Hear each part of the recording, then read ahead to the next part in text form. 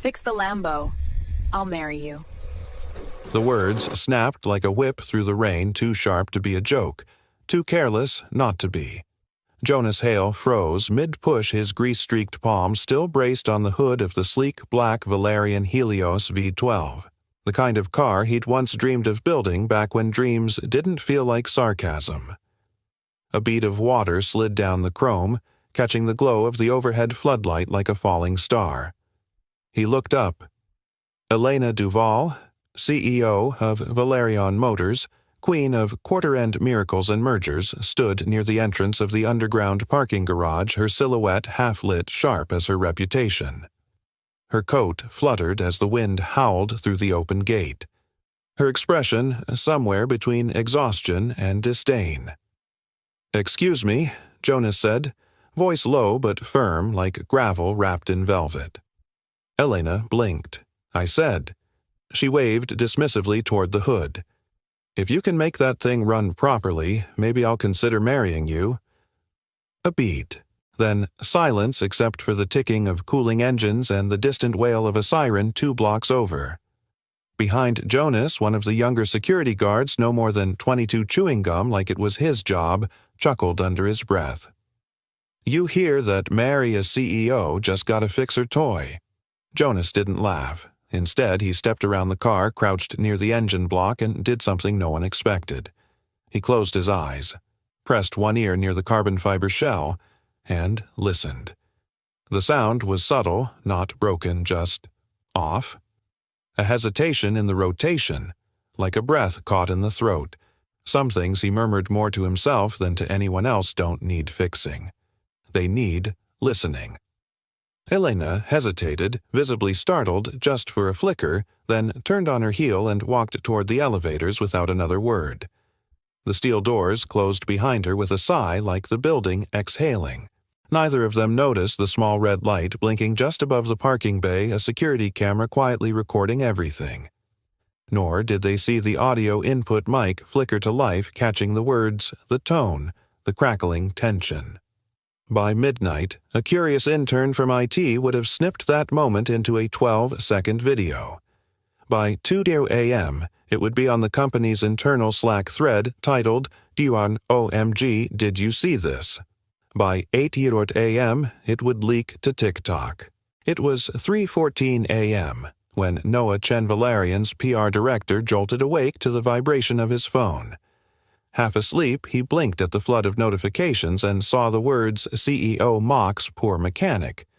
Valerian's Lambo dare sparks class war. He listened to the car. She didn't. And worst of all, Shark Fix the Lambo challenge was now trending at number 3 in the U.S. Noah sighed and swiped to call Elena.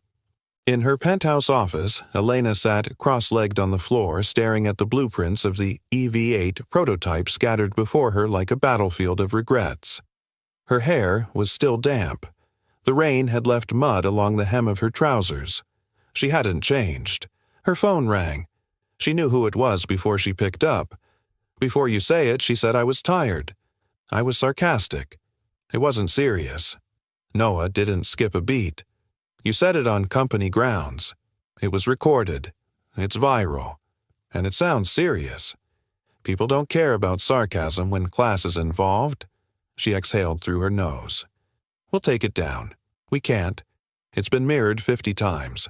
Reddit's dissecting the lighting in the garage like it's the Zapruder film. Best case, we lean in. Draft a holding statement. Acknowledge. Do not defend." Elena stood brushing off her knees. Her gaze fell on a sticky note scribbled weeks ago. Trust to transparency plus time. "I'll call legal," she muttered. "Call Jonas," Noah replied, "before the internet crowns him Employee of the Year."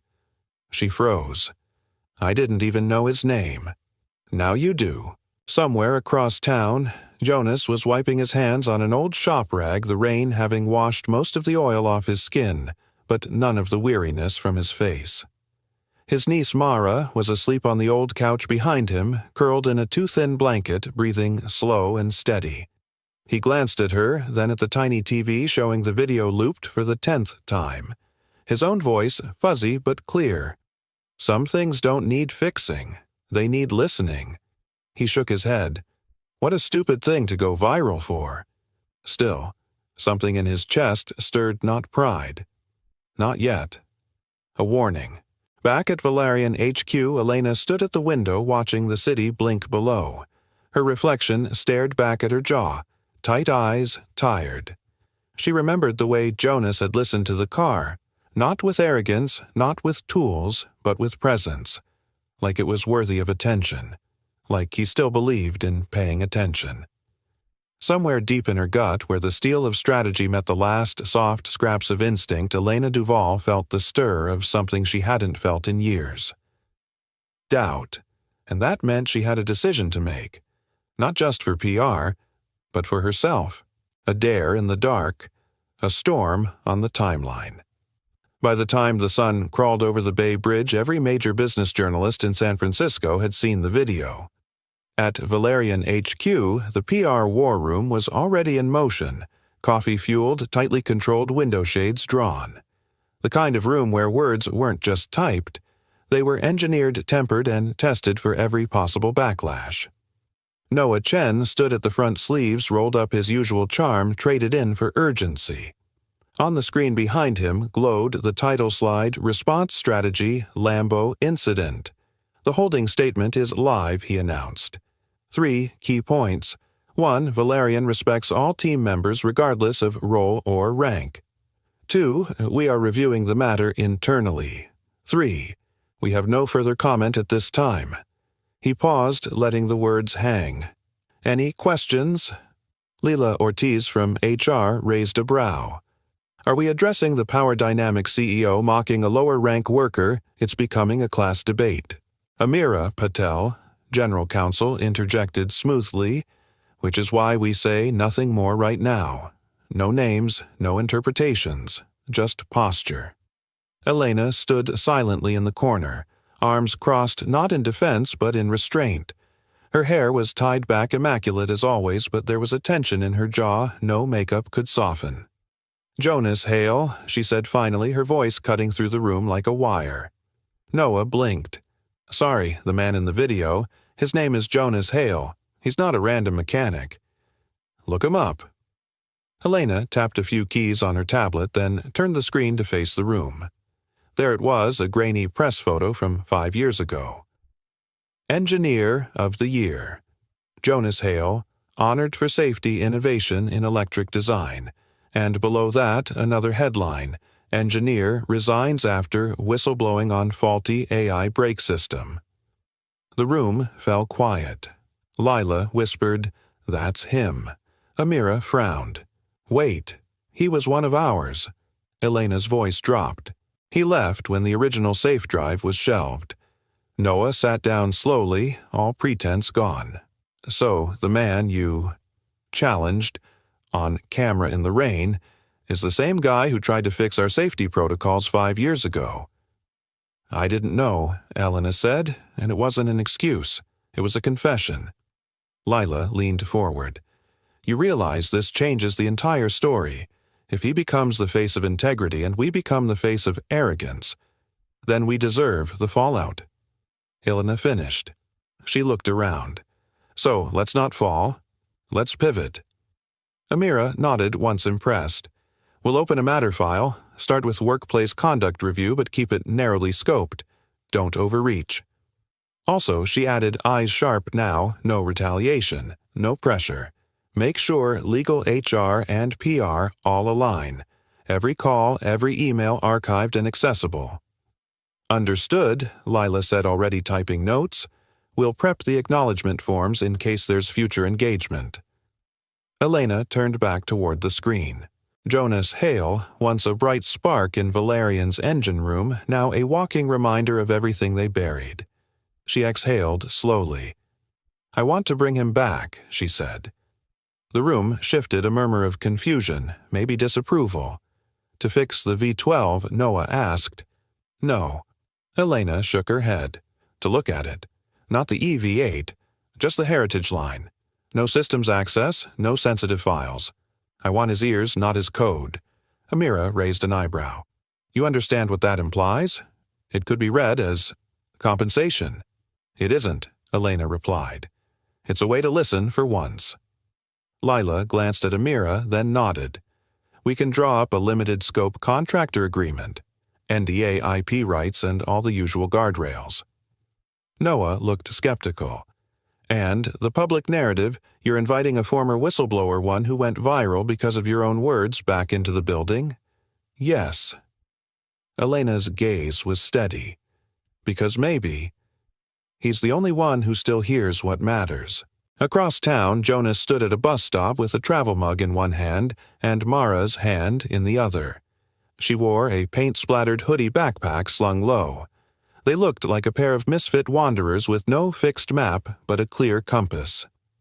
You're quiet this morning, she said. Thinking, Jonas replied. About the video, he didn't answer. Instead, he reached into his pocket and pulled out a folded letter. Valerian's logo. HR signature at the bottom. Contractor request.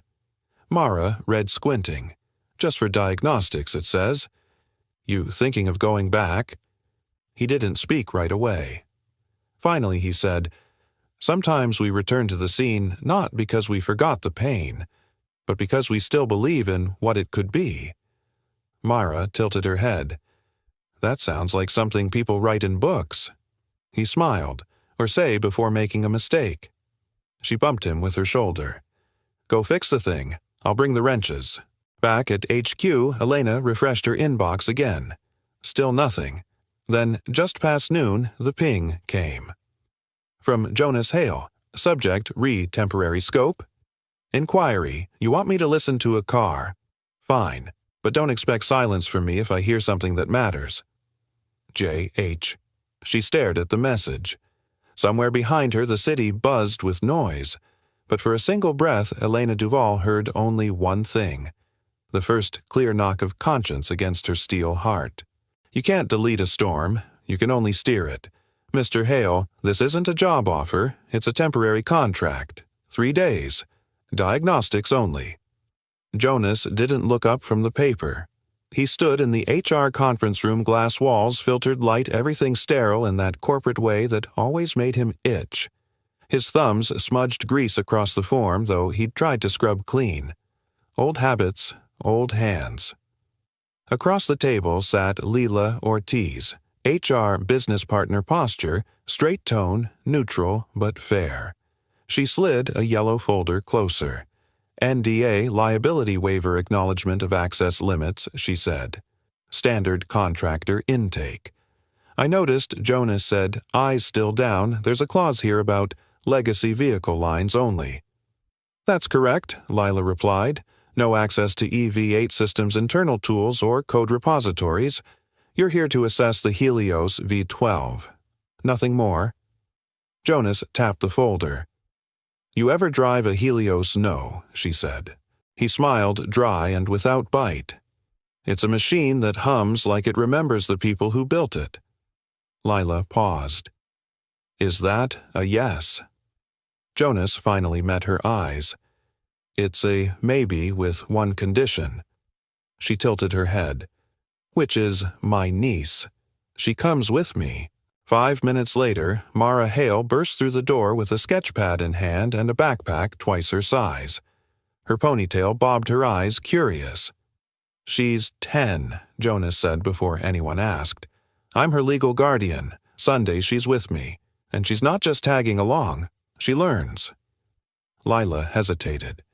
There are liability considerations. She can sign a waiver, Jonas said, reaching into his wallet for her medical card and consent form. Well, I can. As her guardian. Mara plopped down beside him and opened her sketchpad, revealing a rough but oddly accurate drawing of a brake caliper. She looked up at Lila. I promise not to touch anything important, she said. Unless it's broken. Lila blinked. She's charming. She's precise, Jonas corrected. That's more useful. Lila looked between them, then nodded. We'll clear the lower garage. She stays within marked boundaries. You supervise. Always. Jonas nodded. Deal. An hour later, the Helios V12 sat under white industrial lights in a private bay, its sleek frame like a prowling cat. Mara circled the vehicle slowly, whispering under her breath, counting bolts and lines like notes in a symphony. Jonas opened the hood. Then he didn't reach for a wrench. He listened. The hum, the whir, the hesitations like breath between piano chords. You hear that he asked? Mara leaned in. Like it's shivering, Jonas smiled. Exactly. Engine timing's off. Not mechanical. Emotional. Behind them, a voice cut through. That's not exactly how diagnostics work. Elena Duval stood by the stairwell arms, crossed, wearing no coat this time. Just a charcoal blouse, no jewelry. Her hair pulled back in a way that said function first. Jonas didn't flinch. Emotions leave traces in machines. You just don't see them with spreadsheets. She walked closer. You could have said no, you know. I still might. Why come at all? Jonas closed the hood gently. Because something about this car is off. Not just technically, spiritually. Elena scoffed lightly. Cars don't have souls. He looked at her then, sharp and still. They do when someone dies in one. She stopped. Jonas didn't explain. Instead, he turned back to the vehicle. You said you wanted ears. Not code. Ears hear what graphs don't. Upstairs, CFO Victor Lang stood in front of a live sentiment dashboard. 2 graphs, one tracking stock mentions, the other net sentiment. Both jagged volatile. He's back, Victor asked Noah, who had just walked in. Contractor status. Temporary Noah replied, strict NDA. No system access. Victor frowned. He's a whistleblower. He's also a PR savior right now. Online chatter's split 50-50, but that line of his, some things need listening first, it's being stitched onto hoodies. Victor stepped closer to the screen. You know what happens if this becomes a Jonas versus Valerian narrative investors run. Integrity doesn't pay pensions. Neither do cover-ups. Noah said, surprisingly firm. We're playing this by the book. Legal's watching every move. Victor didn't respond. He was already dialing someone. Back in the garage, Jonas handed Mara a wrench. Left socket half-turn only. Watch the tension here, he said, pointing. Elena watched from a distance. Why do you bring her? She asked quietly. Jonas shrugged. She listens better than most engineers I trained. Plus, she grounds me. Elena stared at Mara, the girl's hands confident, gentle, exact. She mentioned something earlier, Elena said. About a project. Safe drive. Jonas paused. Just something I tried to build before people got scared of liability. Scared of you. No, he said, meeting her eyes. Scared of what admitting I was right would cost them. Elena didn't reply. Instead, she asked if something's broken here. Would you say it out loud? Jonas nodded. Truth doesn't wait for permission. That night, a message landed in Victor Lang's private inbox. A flagged activity report. New access request logs. A name attached. Jonas Hale. Victor stared at the screen, then leaned back in his chair, fingers steepled. Whistleblowers weren't dangerous because they spoke. They were dangerous because they saw. They hired a pair of hands and got a conscience. The little girl's bike was pink-rusted and missing a pedal. Jonas squatted beside it in the alley behind the loading dock, sleeves rolled wrench in hand, while the child clung shyly to her mother's leg. The woman wore a janitor's uniform with Valerian's faded logo, her eyes full of apology. She loves this old thing, she said, voice soft. I told her we'd fix it. Someday. Jonas gave a warm nod, fingers already spinning the rear wheel, listening. Not for clinks or squeaks, for story. Every worn bolt, every stripped thread had one. Some things don't need fixing, he murmured. Just someone who cares enough to see where they bent. He reached into his kit and pulled out a spare pedal, not an exact match, but close enough. Mara handed him a bolt with the confidence of a seasoned assistant. Left thread, she said. Good ear, Jonas replied, smiling. 15 minutes later, the bike stood whole. Jonas patted the handlebars, stood and dusted off his knees. How much the mother asked, reaching into her pocket. Jonas shook his head. Already paid. But you show up here at dawn to mop corporate regrets off marble, he said gently. Your little girl rides to school, smiling. That's more than payment. Elena Duval stood behind a stack of crates out of view. She hadn't meant to follow them. She'd only come down to check the test logs on the V12 again. But the voices had stopped her. The stillness. The way Jonas moved, not like a man fixing metal, but repairing dignity. Her fingers tightened on her tablet. Kindness she thought shouldn't feel foreign.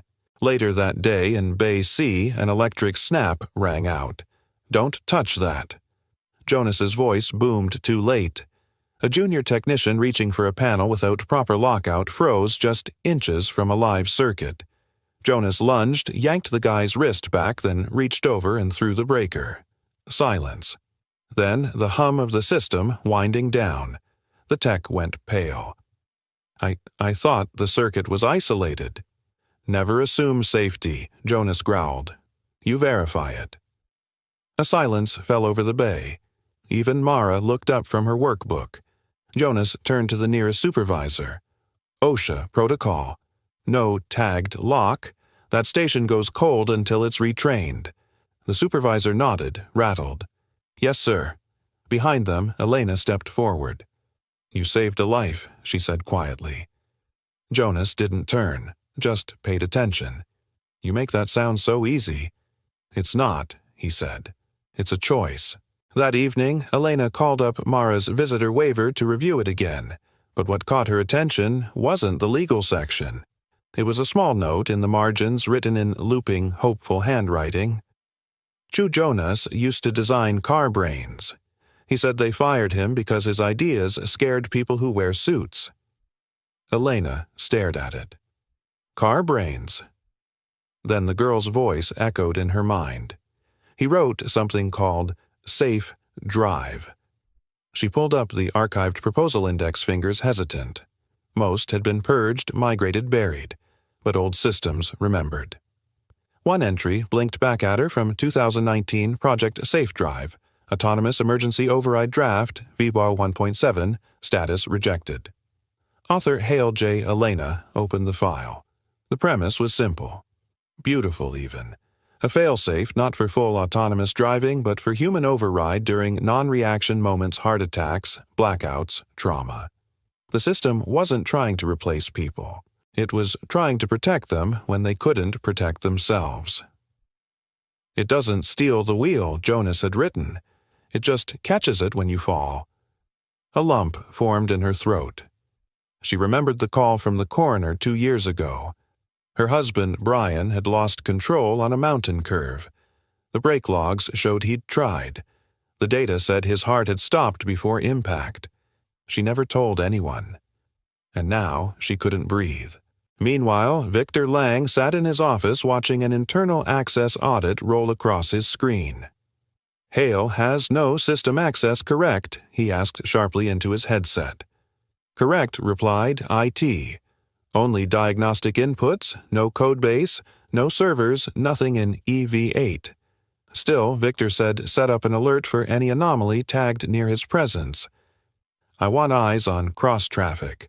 This man shouldn't even sniff the new line. The IT lead hesitated. Are we anticipating something? Sir Victor's tone sharpened. Let's just say I don't believe in second chances. I believe in early warnings. Downstairs, Mara and Jonas packed up their tools.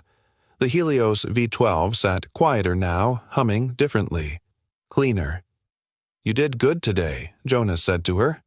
Mara smiled. You too? You think she's watching? He asked, jerking his chin toward the elevator shaft.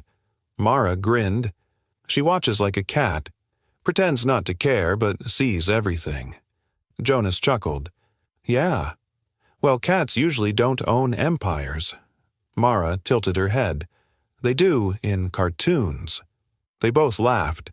Unbeknownst to them, Elena was in fact watching from the upper deck, arms crossed, heart heavier than ever.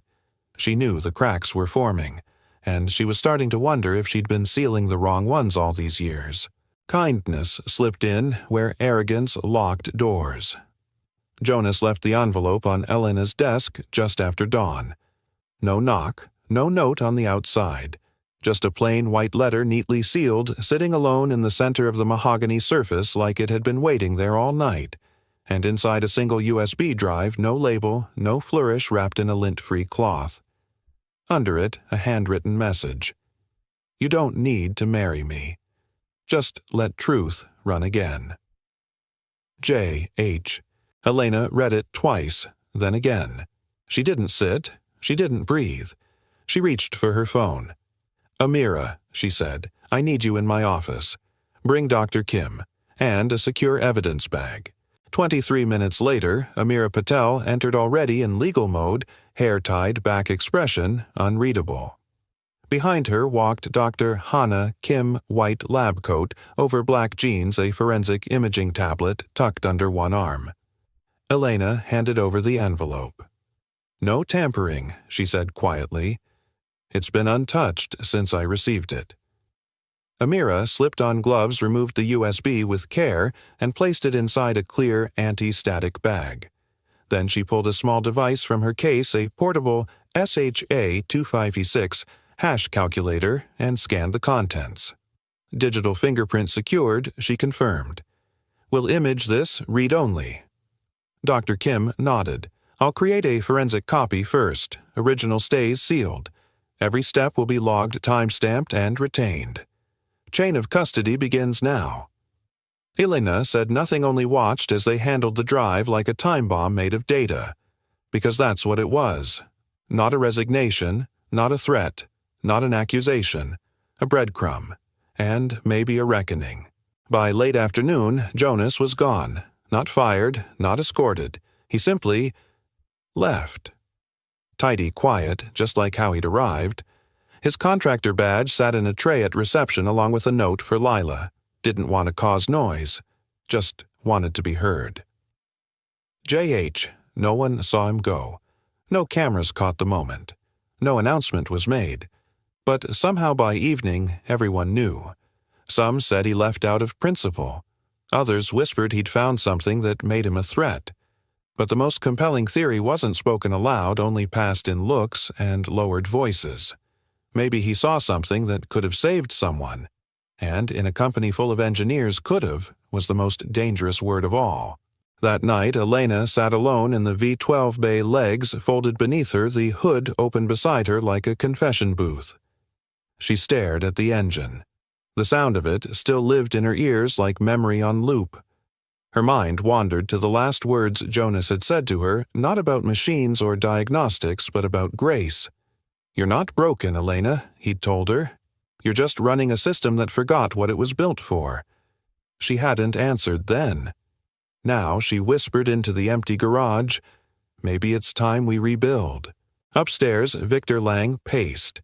He'd seen the access logs, the whispers, the shift in sentiment. And now Jonas was gone, but not in defeat. It felt like strategy. He opened a secure channel and typed, Subject Hail delivered drive confirmed. Chain of custody initiated. GC plus forensics involved. Visibility must be contained. Recommend preemptive audit flags.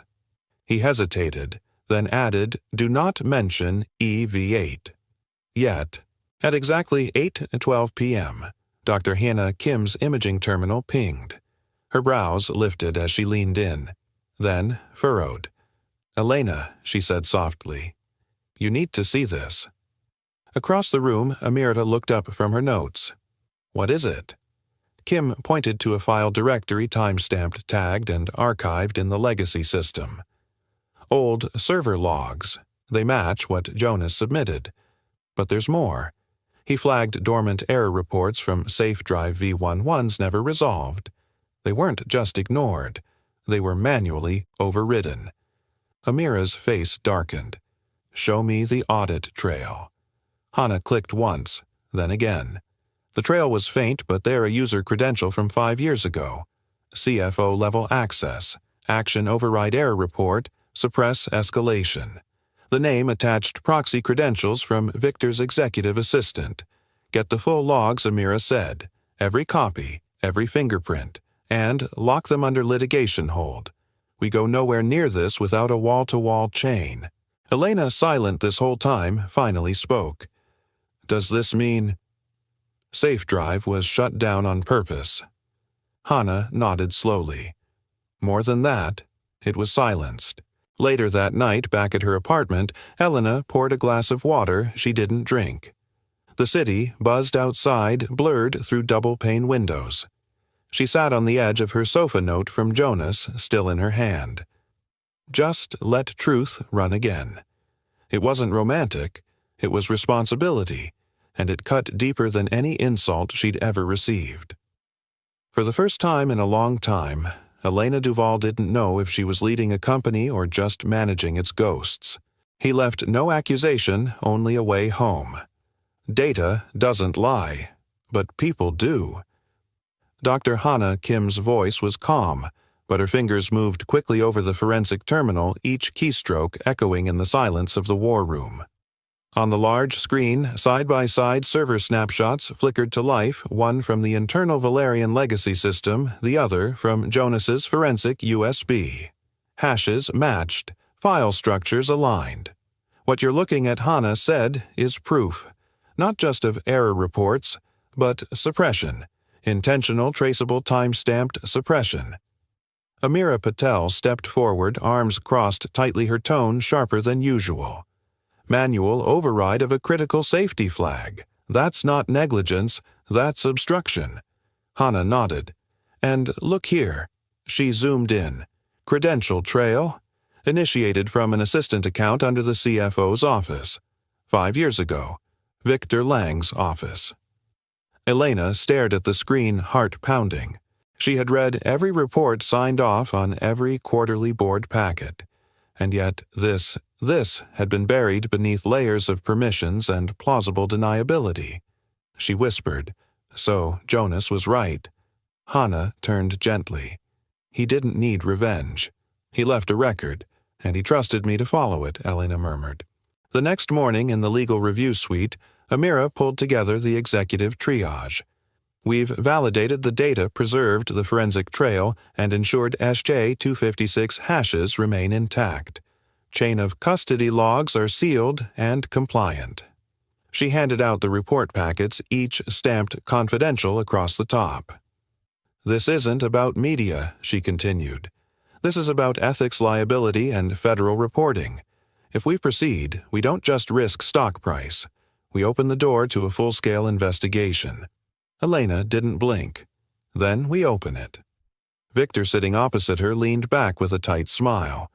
You say that like it's noble, but what you're really doing is handing a loaded weapon to regulators.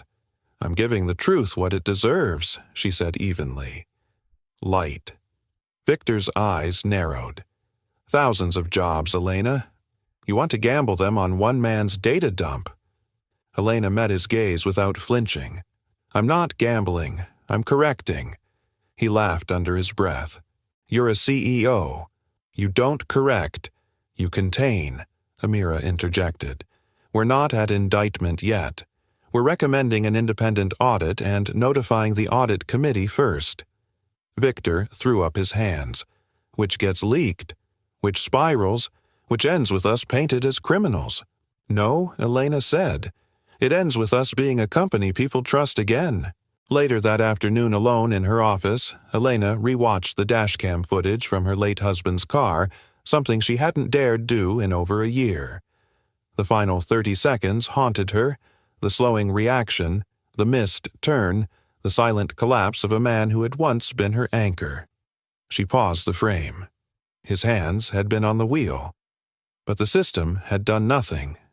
She whispered, if Safe Drive had run. Her voice cracked.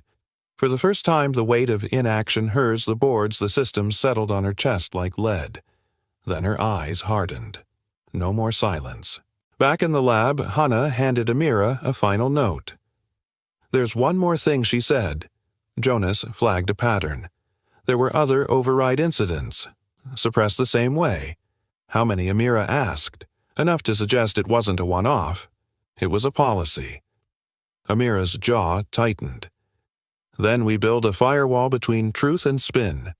And we hold. In the press department, Noah Chen sat quietly reviewing social sentiment. The storm was shifting. Though the initial video had split opinions, a new wave had started trending excerpts from Jonas's safe drive proposal. A quote was being passed around with reverence machines shouldn't replace people. They should protect us when we forget to protect ourselves. Noah shook his head. He didn't even try to go viral. Someone behind him muttered, "That's why it worked." At sunset, Elena stood on the rooftop, wind tugging at her sleeves. Below her, the city glowed like a breathing thing. She thought about systems, about people, about how often corporations rewarded silence over truth. And she thought about Jonas, a man who had nothing to gain and everything to lose. He hadn't shouted, he hadn't sued, he'd just left a door unlocked. And she had stepped through it. Lila joined her quiet as dusk. "You're going to take this public, aren't you?" she asked. "I have to," Elena replied. "You'll take hits," Lila warned. "Victor's already laying political ground. Whispers about overreach emotional decisions." Elena turned to her. "If telling the truth costs me this job, then maybe I wasn't the right one to begin with." Lila smiled softly. "Or maybe you're finally becoming her." Back at his shop, Jonas was under a lifted chassis, grease on his sleeves and peace in his shoulders. Mara handed him a wrench. "You miss it?" she asked. "The building?" "No, the war." He chuckled. "I miss the days when fixing something didn't mean breaking a silence." Mara tilted her head. "You think she listened?" Jonas thought for a long time. Then said, "If she did, she won't be the same." And in that, he found hope. Truth that cannot be edited asks for courage, not spin. It wasn't on any calendar. No assistant scheduled it. No PR handler greenlit it. No board member approved it. Elena Duval simply got in her car, left her blazer hanging on the back of her office chair, and drove north. 3 hours later, she stepped out onto cracked pavement outside an old auto shop in Napa, a worn, sun-bleached sign hanging crooked over the garage bay, "Hale and Hart Engineering with Dignity." The air smelled of gasoline rust and something sweeter, maybe engine oil mixed with wildflowers nearby. Children's laughter echoed from behind the building. She walked slowly, heels echoing, stopping at the edge of the open bay. And there he was, Jonas. In a faded t-shirt sleeves rolled, teaching a group of teenagers how to wire a brake light using only recycled parts and a car battery strapped to a crate. Mara crouched nearby, sketching in her notebook, dirt smudged across her cheek. It looked nothing like a corporate campus, and it looked more human than anything she'd seen in years. Jonas glanced up and saw her. He didn't smile, just wiped his hands on a rag, walked toward her and said, "Took you long enough." They sat outside on overturned milk crates. Mara passed them each a glass bottle of orange soda. Elena looked around the yard full of busted hoods, cracked windshields, and kids in second-hand gloves who treated every rusted frame like a cathedral. "These kids, she said you teach them for free." Jonas shrugged. "Mostly. Some fix up bikes to sell. One rebuilt a lawnmower engine last week. Kept the power, ditched the blade, made a go-kart." "Where'd you get the idea?" He glanced toward the far wall where an old framed photo hung crooked, a man in his 60s, smiling beside a younger Jonas, both covered in grease. "My dad ran a garage like this," he said. "Told me once, teach a kid to fix an engine, they'll drive away from the things that chase them." Elena was quiet. Then she said, "I want to bring Safe Drive back." Jonas set his soda down. "PR, move." "No," she said. "A promise." He studied her face. "You sure it's not guilt?" "It is," she admitted. "But it's also grief, and anger, and maybe hope." Jonas exhaled slowly. "Then let's be clear. If I help, there are terms. I expected that." He held up one finger. "No shortcuts. Every line of code reviewed. Every test logged. OSHA.NUTSA, they all see it." She nodded. Agreed. Second, he added public release. When it's ready, no embargo, no delay, no spinning. People died. They deserve truth. Elena hesitated, then whispered, "One of them was my husband." Jonas blinked. Slowly. She continued, "Heart failure, mid-drive. Safe drive would have caught it. At least, I think it might have." Jonas didn't interrupt, didn't comfort, just listened. And in that silence, she found something she hadn't known she needed. Permission. "Then I'll help," he said finally. "But not because I trust your board. I don't." She nodded. "But I trust your change," he finished. Back at Valerian, HQPR chaos hummed. Noah Chen stared at his screen as a leaked thread of Elena's internal memo began to circulate. "This company can no longer afford to be clever. It must be clear. We can no longer be first. We must be right." The memo had never been meant for public eyes, but once it leaked, it moved people. Because it didn't sound like corporate spin. It sounded like a person. That evening, Elena and Jonas walked the perimeter of the Napa lot. A soft breeze brushed past, carrying the scent of metal and earth. She asked quietly, "Why didn't you come to me sooner?" Jonas paused, then said, "Because back then you only listened to things that made money." She nodded. No defense, no denial. Then softly, and now he looked at her. "Now you listen to things that might make us human." Back inside the workshop, Mara taped a fresh piece of paper to the wall. She titled it in bold black marker, "Safe isn't a feature. It's a promise." She didn't buy a fix. She earned a partner. The boardroom at Valerian Motors was built for control. Long walnut table, frosted glass, strategic lighting designed to flatter power. But this morning, none of it could soften the tension that crackled across the room like a live wire. At the head of the table, Elena Duval stood tall, blazer-sharp voice steady. To her left, General Counsel Amira Patel, folders in hand. To her right, Dr. Hana Kim laptop, open forensic logs ready. Across from them, the board of directors, 10 men and women whose job was to weigh risk against return. And at the far end, Victor Lang, CFO, legs crossed, face unreadable. Elena began without ceremony. "We've concluded our internal review of the Safe Drive archival data," she said. "Our findings show a deliberate override of system safety warnings 5 years ago. A beat, no glitch, no bug. A choice." Murmurs stirred. One board member leaned forward. "Who made the override?" Hana tapped a key. The display behind her lit up. User credential, CFO, office, assistant, proxy. Action suppress, flag safe, override trigger 011 timestamp. June 3rd, 5:14 p.m. device internal terminal by 17, 23rd floor. Silence fell like a gavel. Victor cleared his throat. "Let's not jump to theater. Assistants often have shared credentials. And even if this occurred under my umbrella, we have no evidence it directly caused harm." Amira stepped in, voice calm but razor sharp. "That's not our conclusion. We're not litigating blame. We're protecting the company's integrity." Another board member asked, "What's the proposal?" Elena took a breath. "We move forward with a full independent investigation. Hire an external forensic firm. Notify the audit committee. Place any involved executive," her eyes flicked toward Victor, "on administrative leave pending findings." Victor leaned forward, voice smooth. "And blow this open to the public, Elena. You realize what that does to us. To our shareholders, you're asking us to trade market confidence for moral high ground." He looked around the table. "Do you think the public will care about chain of custody when they see the stock drop 40%? We're a publicly traded company. Our first responsibility is survival." Elena's jaw tightened. Then she said softly, "And what's the price of surviving without a soul?" Victor stood. 18,000 employees, pensions, health plans, factory lines. You want to throw all of that on the pyre for one man's sense of conscience? "No," Elena replied.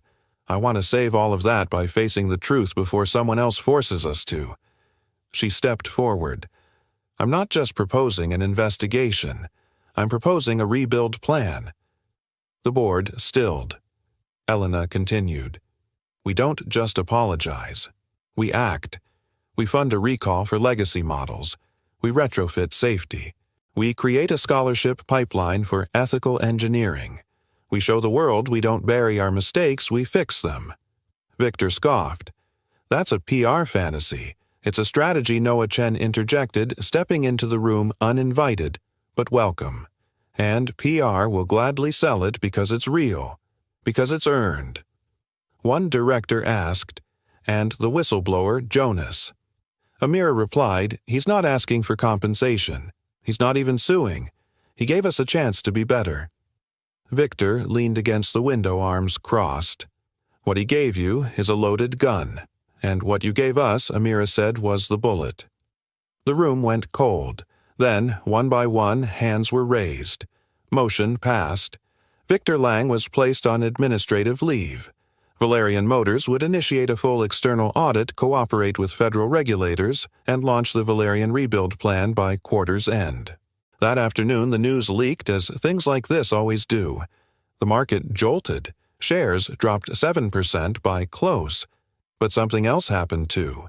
Twitter, or what was left of it, LinkedIn, Reddit, they all lit up, not with scandal, but respect.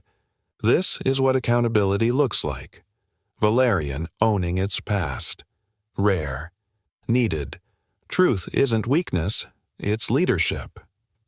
A trending hashtag emerged. Rebuild with truth. Back in her office, Elena stared at her reflection in the darkened window. No script, no victory dance, just a quiet moment of breath. Behind her, Amira said softly, You just made a lot of enemies. Elena nodded. Let them watch. Amira tilted her head, and Jonas Elena exhaled. He doesn't need to know we won anything. He'll know when the cars stop hurting people. Miles away, Jonas knelt beneath a lifted chassis teaching Mara how to trace a fluid leak. His phone buzzed, a single message from Noah. She chose the fire and walked through it. Jonas didn't smile. He just tightened a bolt and whispered, Then maybe she's finally building something worth saving. Leadership is choosing who pays the bill for the truth. The lights in the Valerian legal suite stayed on long after the building emptied. At 10:42 p.m., the door swung open. Jonas Hale stepped inside, escorted not by security but by Amira Patel herself. No cuffs, no threat, just the hum of quiet urgency. Inside, the mood was clinical. Calm, dangerous. Dr. Hana Kim sat at a side table, eyes tired but alert. Noah Chen paced near the Windows phone in hand. Elena stood at the far end of the room, one hand resting on a closed folder, the other clenched. Jonas glanced around. This doesn't feel like a thank you. Amira motioned toward a chair. Please. Sit. He did. She spoke evenly. We found evidence. A tampered log, inserted in the backup shadow server. Time stamped 2 days ago, forged to look like it came from your contractor login. Jonas's jaw tensed. That's impossible, he said. I haven't touched a Valerian system since I walked out. We know Hana confirmed. The logs don't hold up under forensic scrutiny. The hash trail was sloppy. It was a plant clearly meant to frame you. Elena stepped forward. We stopped it before it spread. Jonas gave a bitter smile. So someone tried to silence me again, only this time with paperwork instead of meetings. Not silence, Amira said. Discredit. Meanwhile, on the other side of town, a worse storm brewed. In a sterile pediatric hospital room, Mara Hale lay curled on a cot, her breathing ragged. Monitors beeped softly beside her. A nurse adjusted the IV drip while scribbling notes. Jonas entered Shoulder's heavy boots, tracking in quiet rain. Elena followed. She hadn't been invited, but she came anyway. Mara stirred at the sound of his voice. Hey, kid. Jonas said, brushing hair from her forehead. I told you not to do this hospital thing. It's a terrible vacation spot. Mara gave a weak smile. They give you Jell-O. That's worth it. A nurse cleared her throat. Her vitals spiked midday. Likely stress. She'll be fine, but she needs rest. Jonas nodded, then sat beside the bed, his voice lower now. When your world shakes, you grab what's solid. Mara blinked. You mean you, he swallowed. No, I mean us. In the hallway, Elena stood quietly beside a vending machine. A pack of peanut M&Ms dropped with a thud, but she didn't bend to pick it up. Jonas joined her hands in pockets. I thought you left, she said. I did. Then why are you still here? He looked at her. Because someone still thinks this is worth saving. They sat on the bench outside the ER entrance, steam from nearby grates curling into the cold air. The moon hung low, blurred behind city haze. I keep thinking about that night, Elena said. The one I told you I regretted. The one with Brian. Jonas waited. I was late to dinner. He'd texted me twice asking if I could get there early. I ignored it, buried in numbers. We fought. He left angry. She stared down at her hands. He had that hard episode on Highway 29. By the time the paramedics got there, it was over. The brake log showed he'd tried to slow down, but there was no assist. Jonas didn't offer sympathy. He offered space. Do you think a safe drive would have saved him? She asked. He exhaled. I don't know, but it would have tried. A pause. Elena looked up. That's why I'm doing this. Jonas nodded. Then let's do it right. At HQ the next morning, PR went into overdrive. Noah Chen launched a quiet media strategy, no spin, no denial. Just one internal memo leaked by Design Valerian is cooperating fully with investigators following a suspected attempt to sabotage a former contractor's reputation. We remain committed to full transparency and ethical innovation. The Internet for once responded with grace. They tried to bury him. Again. But Valerian didn't let them. Real leadership protecting whistleblowers before the fire gets hot. More proof that integrity isn't a product line, it's a culture. That evening, Jonas stood by Mara's bedside as she slept. Elena entered with a thermos of broth and a packet of crackers. She's stable, she whispered. Jonas nodded. She's tougher than I am. He looked at Elena. All I wanted back then, he said, was for one engineer's warning to be heard before another family lost someone. Elena stepped closer. Then, let's make sure the next warning doesn't need shouting. They stood in silence. Two people who had once fought on opposite sides of a wall, neither of them built. Now, hammering it down, brick by brick. He answered every question with a reason to live. The sun rose hard and clean over the private Valerian test track in Vacaville, a long stretch of looping asphalt that curved like a question mark across the California hills. It was closed to the public today. No media, no sponsors, no noise, just 3 cars, 10 staff, 2 legal observers, 1 OSHA rep, and a very specific scenario, a mock emergency. A near miss. A life or death moment simulated under supervision. And, in the center of it all, the Valerian Safe Drive Reborn prototype, its code rewritten from the ground up line by line with Jonas Hale's fingerprints not on the patent, but in the philosophy. Not replacement. Intervention. Elena stood by the control tower window, arms crossed, heart unreadable. She wore no heels today, just flat boots and a dark windbreaker zipped to her chin. The woman, who once threw out snide dares in a parking garage, now looked like someone who'd learned the weight of her words. Beside her stood Jonas, silent, hands in pockets. A voice crackled over the comms. Scenario 1, ready for deployment. Below them, the test vehicle approached a blind intersection. At the last moment, a mannequin rigged as a cyclist rolled into its path. For a second, nothing. Then a sound. A subtle hum. The car slowed without jerking. Braked. Adjusted trajectory. Stopped. Clean. Graceful. Human. OSHA's observer made a quiet note. One of the lawyers nodded slightly. Jonas didn't smile. He just murmured, "That's what should have happened 5 years ago." Elena exhaled. It did today. Later that afternoon in the PR suite, Noah Chen clicked publish on the Valerian Rebirth Program microsite. It featured a transparent timeline of the safe drive failure and rebuild. Audit letters from the forensic team. A list of test protocols and scenario logs. A voluntary safe recall program for retrofitting legacy vehicles. A fund titled Fix What They Broke. And finally, a new initiative, the Hale Parker Technical Fellowship. Scholarships for low-income youth in engineering named after Jonas and Brian Parker, Elena's late husband. Noah turned to Elena. Ready for the headline. She nodded. Valerian chooses integrity. Finally, the backlash came as expected. Stock dipped again, not as far this time. One outlet ran the headline, "From Arrogance to Apology, CEO's Long Road Back." But most called it a masterclass in accountability. Whistleblower forums lit up. Engineering boards buzzed. This is the blueprint. She didn't bury the truth, she partnered with it. Hope this becomes industry standard. In a quiet moment between calls, Elena found herself alone with Jonas again. They stood by the garage bay watching Mara help 2 interns recalibrate brake sensors. "She's teaching now," Jonas said, "passing it on." Elena smiled faintly. "She got that from you."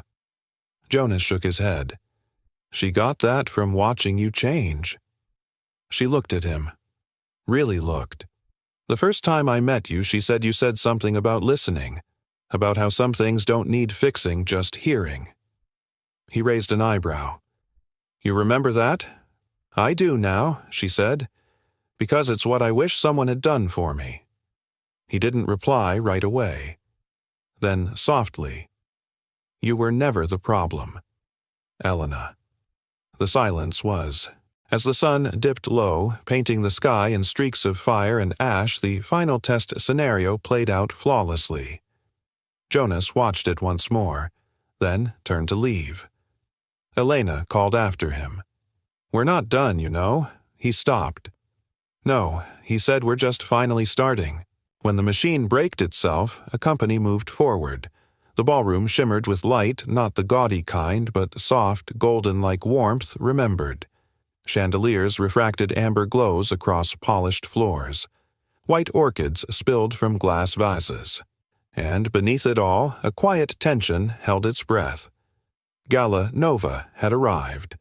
The room was filled with executives, engineers, partners press, and ghosts. The kind of ghosts that didn't haunt with rattling chains but with hard questions and overdue reckonings. Elena Duval stood at the edge of the stage looking out at the crowd. She wasn't in corporate armor tonight. No sharp blazer, no sterile black. Just a navy silk dress sleeves, simple neckline, clean, elegant but soft. Grounded. She looked human, and that was the point. Backstage, Jonas adjusted his collar, not a tie, just a pressed shirt clean for once. Mara clung to his arm in her new blue dress and sneakers with a single scuff because some things shouldn't be too polished. "You nervous?" she asked. He smirked. "I've rebuilt transmissions blindfolded. I've testified in front of engineers who'd kill a dream over decimal points. But standing here," he exhaled. "This is different." Mara looked up. "Because they're listening now." He nodded. "Because I'm not shouting anymore." The crowd hushed as Elena stepped up to the mic. No teleprompter, no script, just her voice. 8 weeks ago, she began this company went viral for the wrong reasons. And maybe it saved our life.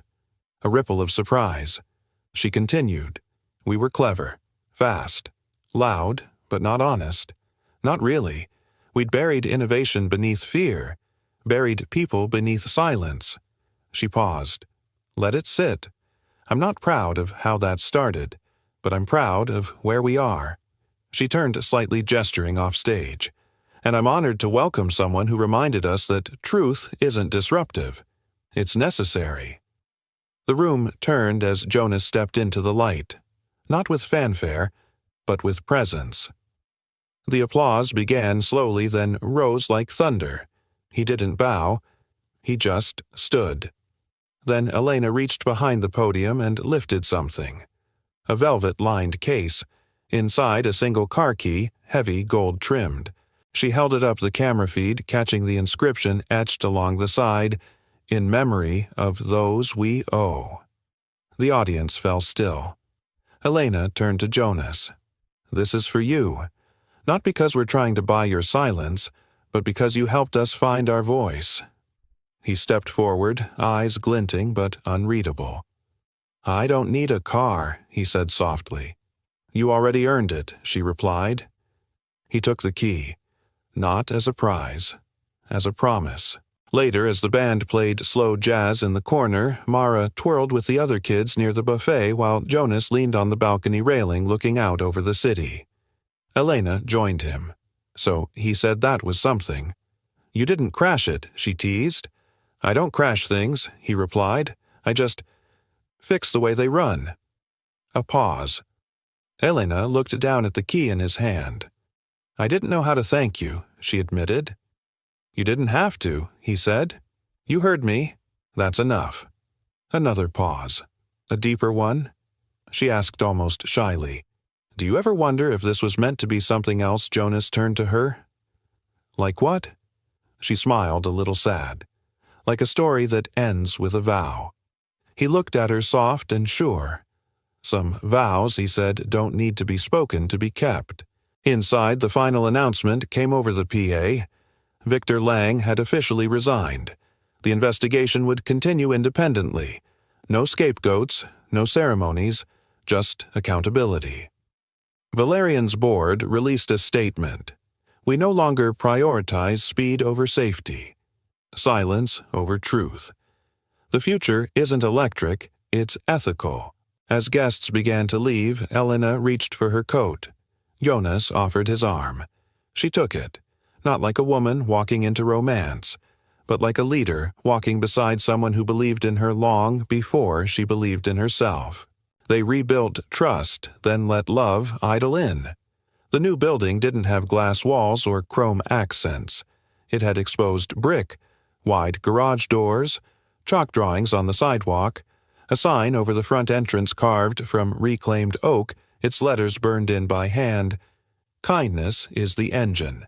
Center for Ethical Engineering and Applied Hope." Inside, the sounds weren't corporate. They were human.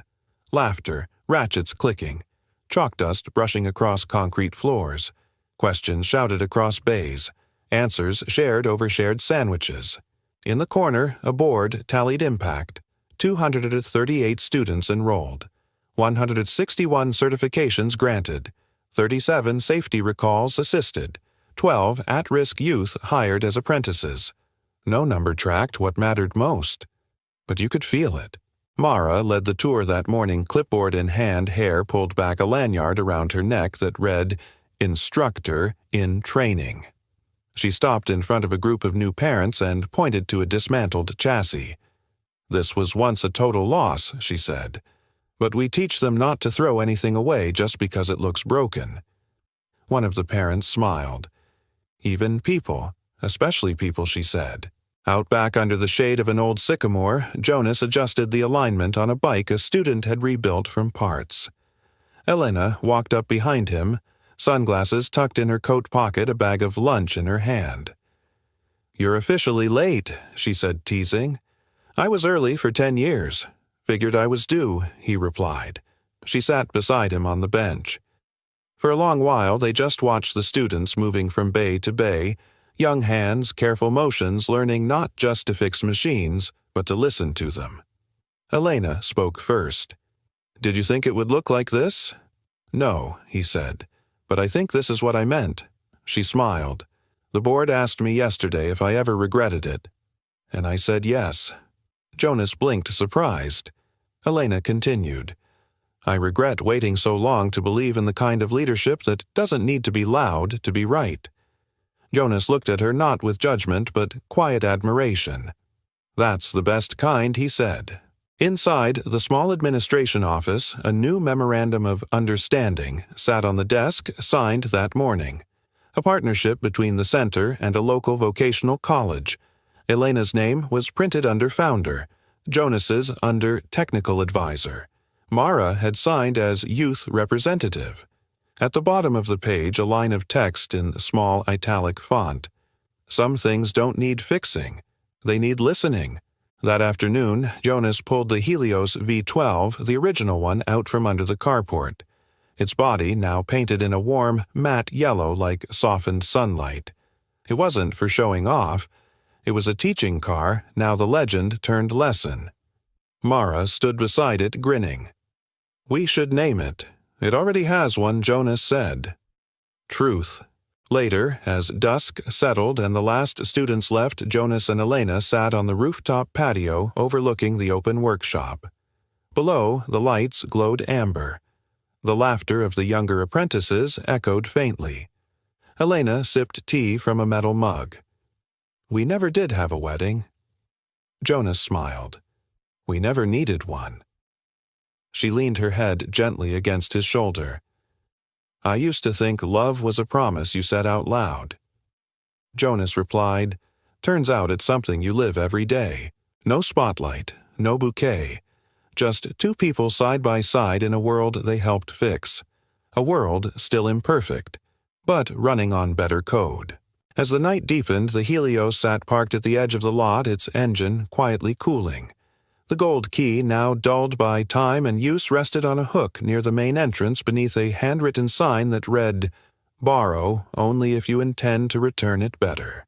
Because that was the rule now. In life, in love, and in everything this place had come to mean. They didn't race to a wedding. They arrived at a life. Sometimes the engine that moves us forward isn't made of steel or code. It's kindness. It's courage. It's the quiet decision to do the right thing even when no one is watching. If this story moved you, we'd love to hear your story too. Have you ever witnessed a moment of quiet integrity? Or been changed by someone who listened when the world didn't share it with us in the comments? Your words might just inspire someone else. And let us know, where in the world are you watching from? If you believe in stories that celebrate redemption, honesty, and the power of second chances, be sure to subscribe and turn on the bell so you never miss the next story. Until next time, keep doing good, keep listening, and remember, kindness is the engine. Thank you for watching.